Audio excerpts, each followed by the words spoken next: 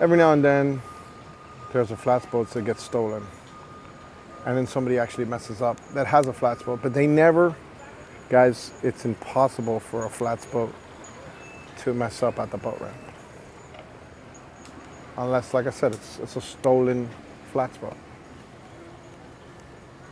Oh, my bigger brother is driving. Ah! Oh, shit. No. Alfred just didn't go ahead and throw to his big brother.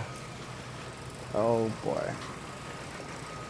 I'm the baby of the house, guys. I'm the one who got beat the most by everybody. So I just want to make that clear that everybody beat the shit out of me when I was a kid. They all had their field day. Until I shot my brother in the eye with a BB gun. I got beat that day too, but I'll tell you what, it slowed shit down. You'd be surprised how much a BB gun shot to the face. It was an accident, guys. It was like when Rambo was around. You guys don't remember Rambo because you're too young, but the older folks know who Rambo is. Yeah, Rambo was there and we were running around. We just gotten like a bunch of Daisy BB guns. We were running around and there was like this apartment complex that we were staying in at the time, and it was just a shit show. And there was a giant tennis court without the actual net, so we would go in there and, you know, do all the things the kids do, you know, just stay in trouble. There was kind of like some trees that would cover, so whatever. Long story short, I started hauling ass. We were like, okay, count to 10, you go one way, I go the other way, and we just start shooting at each other. And we thought we were gonna hit each other, knowing it was gonna sting a little bit. But I'm running, and I do my best Rambo. Ah, take that! And then I see my brother go in, he goes, oh, my eye! And I was like, immediately, like, you know, like the Desert Storm kid I was, because that's when all that Desert Storm and the Iraq invasion was happening. I was like, oh, this is a setup. He's gonna go ahead and unload on me the minute I act like I care. And then I see him like from a distance go, bro, you shot me in the eye. And then at first I was still reluctant. I was like, let me unload another 10 on him. So I hit him with another 10 shots, but this time it wasn't to the eye, right? I had a clear shot on him, and then all of a sudden I hear, you little mother, you know, effer. And I just saw my older brother, and my brother is 11 months older than me.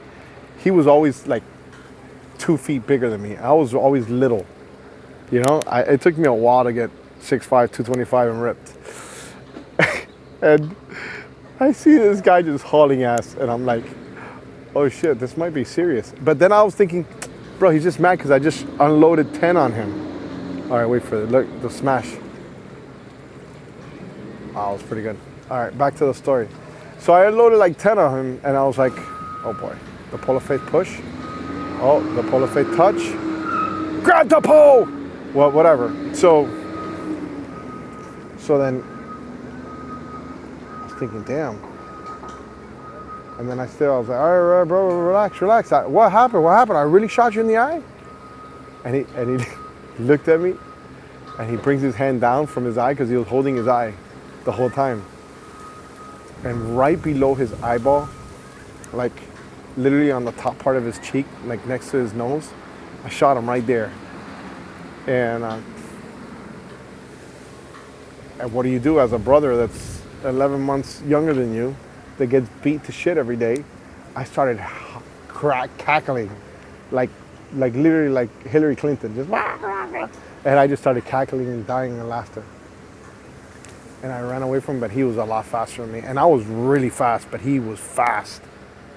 And he got me and he whooped my ass. And then he threatened if I would tell my parents, he'd whoop my ass again. So we left it at that.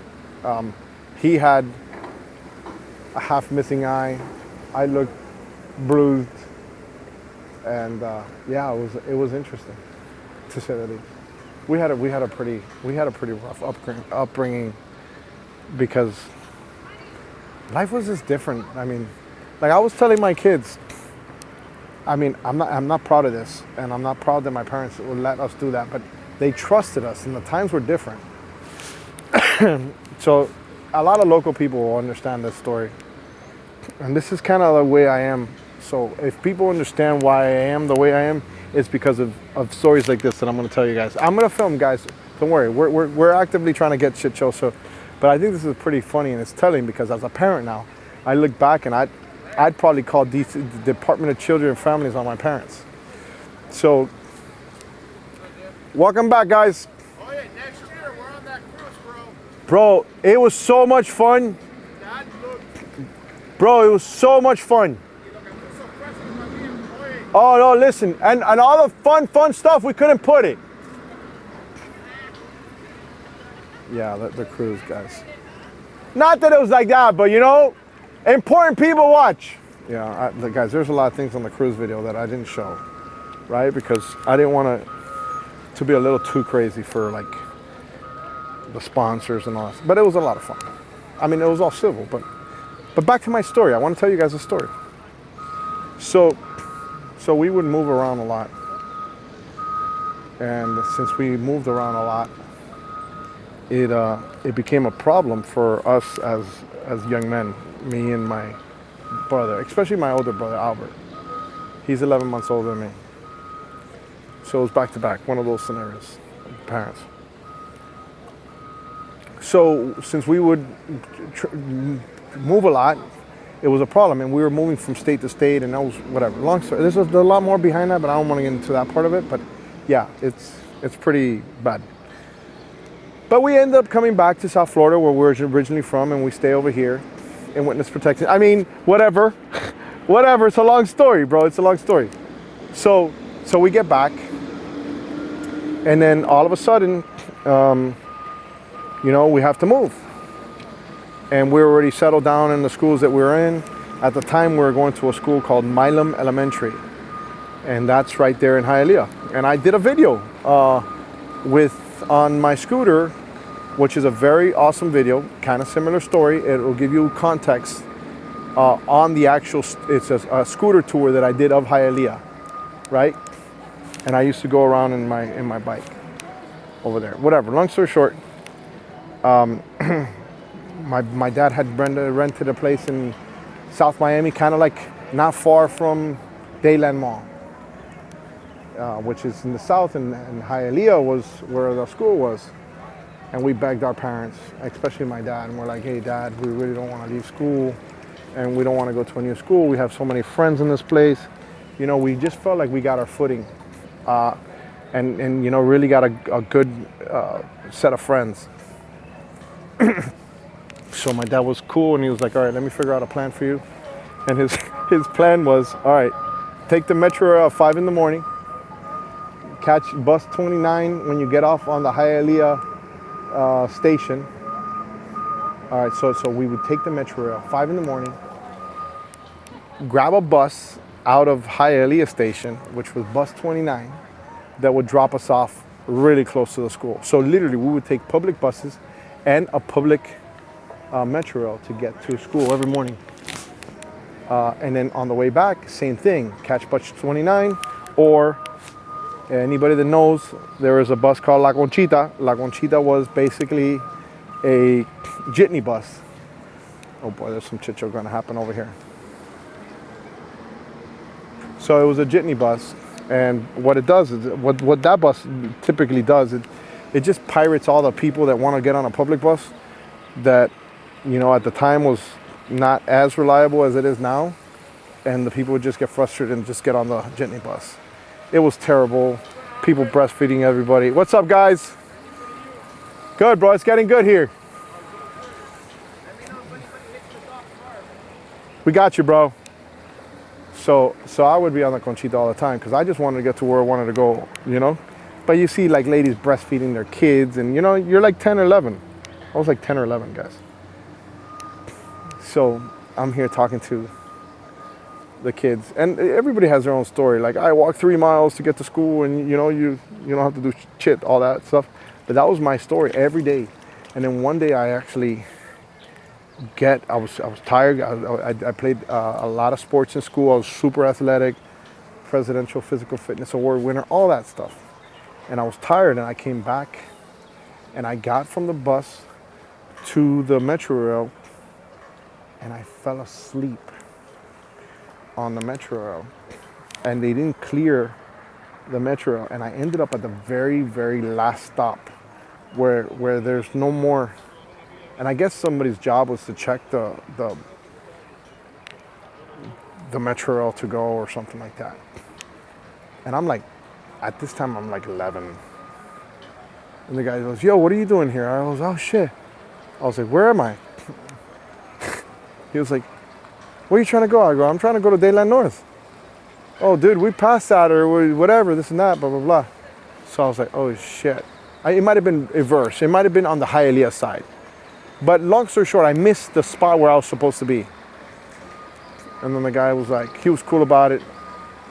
He was like, "Your parents know?" I go, yeah, I know. I do this every day, blah, blah, blah. But I fell asleep, and I get on the next train to come back to the very first stop or the last stop, whichever one it was, to eventually get to where I wanted to go.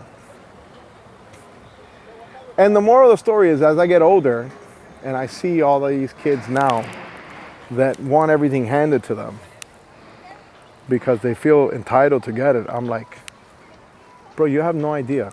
Just because I wanted to stay in school, to the same school that I was in, I had to go literally 5 in the morning every single day, come back around 7 o'clock, because by the time school would finish, you know, it's a 2.5 hour commute on the bus. Wait for it. Everything good, bro?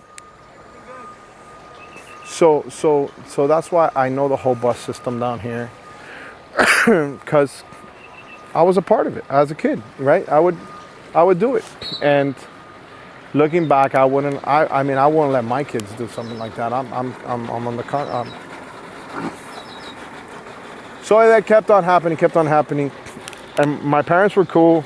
Nothing really came bad about it. We were always, responsible. My dad, as long as we beeped him, "Hey, we're here, we're on the way," he was good. He was doing his truck driver bit at the time.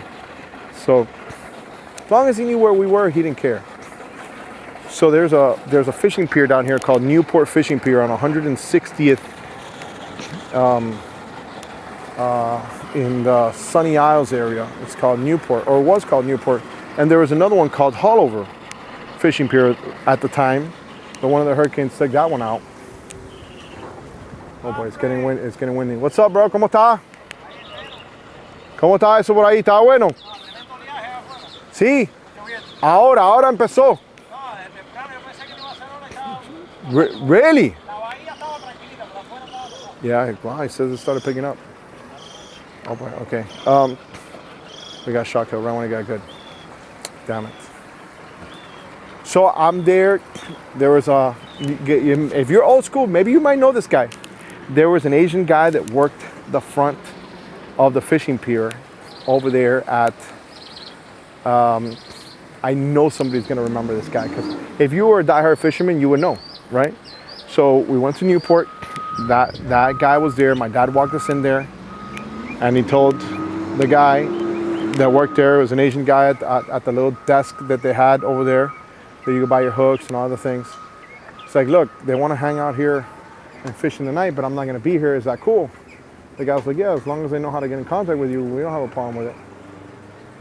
All right. So long story short, we're there, Albert, oh boy, look at this Chit Show. Albert was, oh boy, this is bad. Whiskey throttle. So Albert was the diehard fisherman. I was just always the guy tagging along, right? Mind you, he had a scar in his eye at this point. Wait for it. Oh boy, this is getting good. So, oh shoot, I think we should go back to work and forget about this story, even though this story is good. So you gotta know a quick backstory before we get to this. I know this ADD thing is a problem, guys. But I wore a Choose Life shirt one time as a kid to school, and I didn't know what it meant. My aunt gave it to me, and I just thought it was like a cool shirt. It says Choose Life, and for me, I was like, yeah, I'm happy and I'm choosing life. That's what I thought it meant. Whatever. So obviously some of the teachers got offended, and they made me take it off in school. I didn't know what the hell was going on until my dad told me after the fact. So the teacher that we suspected it was, whatever, I found out who she was and whatever. I was like, okay, because she was prying, asking questions, and I found out afterwards because my dad kind of talked to me. So I'm at Newport with my brothers, 2 in the morning, and I got tired, and I went to sleep on the bench while Albert was fishing. And I'm not too far from that guy where I was supposed to be. The rule was I can't leave the pier, and I gotta, beat my dad with a beeper, let him know when we're ready to get picked up. This lady goes, oh, and I'm sleeping, but I hear, oh no, this is terrible. I was like, oh shoot, I wonder what happened. And I don't know that they're actually talking about me. And I look, and then I remember the teacher's name. And for privacy reasons, I'm not gonna say the teacher's name, but she did go to Milo. She goes, hey, Alfred. I was like, oh, how you doing, Miss so-and-so? She was like, what are you doing here? I go, I'm fishing. Mind you, I'm on my REM fifth dream right now. Albert was still fishing with all the adults that were there fishing at night and stuff like that. She goes, are you okay? I was like, yeah. Where's your dad? Where's your mom? Oh no, he dropped us off. We're coming back in a little bit. Well, long story short, oh shoot, Satan has entered the building, old school style. So we're there, and all of a sudden, I thought nothing of it. She was like, where's your brother? Because I guess she really wanted to see if my brother was there. And then she went to the end of the pier and she saw my brother. Following day, I go to school, get all the questions from everybody. I'm talking about the principal, the vice principal, blah, blah, blah. Oh, this and that. And I was like, oh boy. So, I told my dad that night, or the following morning. It was probably the following morning, because as long as he knew where we were and we beeped him, he was cool. And then they found out that we would take the bus and did a snap, blah, blah, blah. But we were so responsible as young men that I guess they didn't escalate it. They made it a big issue for me because they were prying and getting into my business so much that it started affecting me in school. And I would get upset. I'd be like, bro, we're all right. Leave us alone. Just leave me alone. Like I do this every day. I've been doing this every single day. Ever since that lady saw me fishing, it's been a problem for me. And then, at the time, I didn't know the whole story, but the teacher was there with a companion teacher that was of the same sex, which at the time I didn't understand any of that either, and it kind of made sense when I wore the shirt that I wore and then the pressure that I got. And that is how Alfred Montaner grew up going to school. Thankfully, DCF never got involved. I was all right, kid. I got into problems afterwards as I got older when my dad died. But I think my dad knew that he didn't have a lot of time on earth. So he had to raise us. And he had to know that he can perish and be comfortable knowing that his kids could survive in such a crazy world. And I'm thankful that I grew up the way that I did. Like I said, I won't let my kids do that or experience that, but I'm thankful that I grew up the way I did because it made me who I am today. And that's why I never quit, I never give up. I'm honest with people, I tell people how it is and what it is, and that's how it all materialized. Oh, look who it is! The pescatarian! Wait for it, what's going on? Pedro, what do we got? Anything good? Pull our traps. You have to pull all the traps already? No, I'm saying we were pulling our traps. Oh, okay. When is the last day that you have to get them going? May 1st is the last day that you can sell crab. May 1st? Yeah. Dude, that's right around the corner. Yeah, you still get like an extra week. How's the crabbing been? Huh? How's the crabbing been? Slow, man. Slow? Yeah, we got like 45, 50 pounds. Show us. They're buckets. All right, guys, look. There it is, guys. Look at that. All stone crab. Wait for it. All right, well, you got some content for them, right? Yes. When are we gonna go sword fishing, bro? After May 1st. After May 1st, let's do it. All right. All right, guys. That's Pedro wearing the Black Point Fred hat that I guess he's superstitious on. So, now you guys know, and that's his website, guys. Go check him out. Now you understand why you want to work with a guy like me, because I know how to win. Because in my life, I was forced to win because my dad knew that we were going to be alone in this world. And I'm thankful that in the end, I became who I am. So that is the story, folks. I hope that was interesting for some of you guys. Guys, I'm out of here. There's a flag there, I promise you. It's there somewhere. It's behind there somewhere. Guys, Alfred Montaner making a scene as always. Hey, don't let your kids go, 80 miles to school every day. Alfred Montaner making a scene as always. Hey, smash the like button. Check out my website, luxuryribtenders.com. Go get yourself a Fred hat, the same one that Pedro's wearing. I'm out of here.